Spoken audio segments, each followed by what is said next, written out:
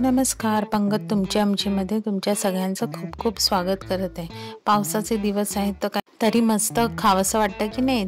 तर मग आज मी तुम्हाला बटाट्याची माझ्या पद्धतीची भजी दाखवणार आहे। इथे मी 3 मोठी बटाटे घेतली आहेत, त्याची सालं काढून त्याचे गोल गोल अगदी पातळ चकत्या करून घ्यायच्या आहेत। चकत्या केलेले बटाट्याची काप ही पाण्यात घालून धुवून निथळून ठेवायची आहे।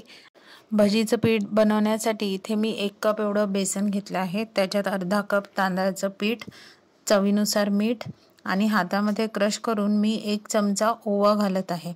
आता त्याच्यातच मी 1 टीस्पून एवढी काश्मीरी मिरची पावडर आणि अर्धा टीस्पून एवढी हळद घातली आहे। आता त्याच्या सुरुवातीला मी अर्धा कप एवढं पाणी घालून पीठ चांगलं मिक्स करून घ्यायचं आहे। सुरुवातीलाच एकदम पाणी नाही घालायचं आहे। आता इथे पाणी कमी असल्यामुळे त्याच्यात मी आणखीन अर्धा कप एवढं पाणी घालून पीठ चांगलं मिक्स करायचं आहे।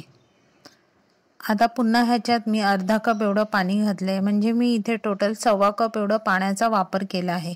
भजीचं पीठ आपल्याला जास्त पातळ पण नको आणि जास्त जाडही नाही, अगदी सरसरीत भिजवायचं आहे।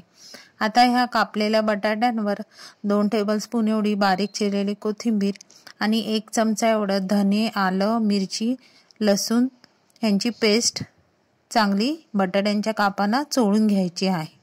त्यामुळे बटाट्याची कापही आपल्याला टेस्टी लागतात।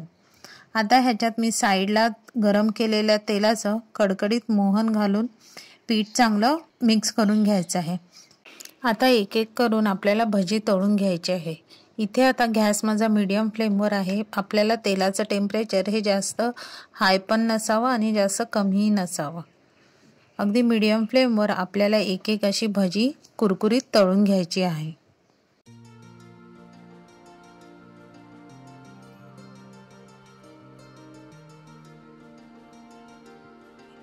अशा प्रकारे एक एक करून आपल्याला बटाट्याच्या भज्या चांगल्या खरपूस तळायच्या आहेत। भजीला खालून सोनेरी रंग यायला लागला की झाराच्या साह्याने आपल्याला उलटपुलट करून भज्या चांगल्या खरपूस तळून घ्यायच्या आहेत।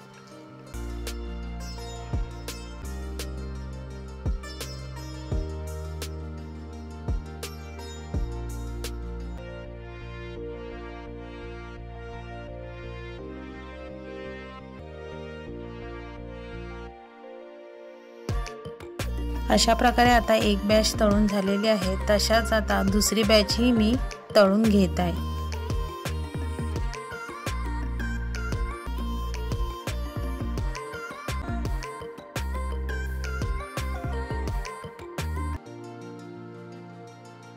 हे बघा, तुम्हाला मी एक भाजी तोडून दाखवते आहे। ह्याच्यात पिठाचा कवर वेगळं झालाय, बटाटा वेगळा झालाय, असं चण्याचं पीठ चिटकून बसलेलं नाही आहे। तुम्हाला जर माझी ही रेसिपी आवडली तर रेसिपीला लाईक करा, शेअर करा, कमेंट करा। चॅनलवर नवीन असाल तर चॅनलला सबस्क्राईब करायला विसरू नका आणि नवीन व्हिडिओच्या नोटिफिकेशनसाठी बेल आयकॉनला प्रेस करायला विसरू नका। तोपर्यंत मस्त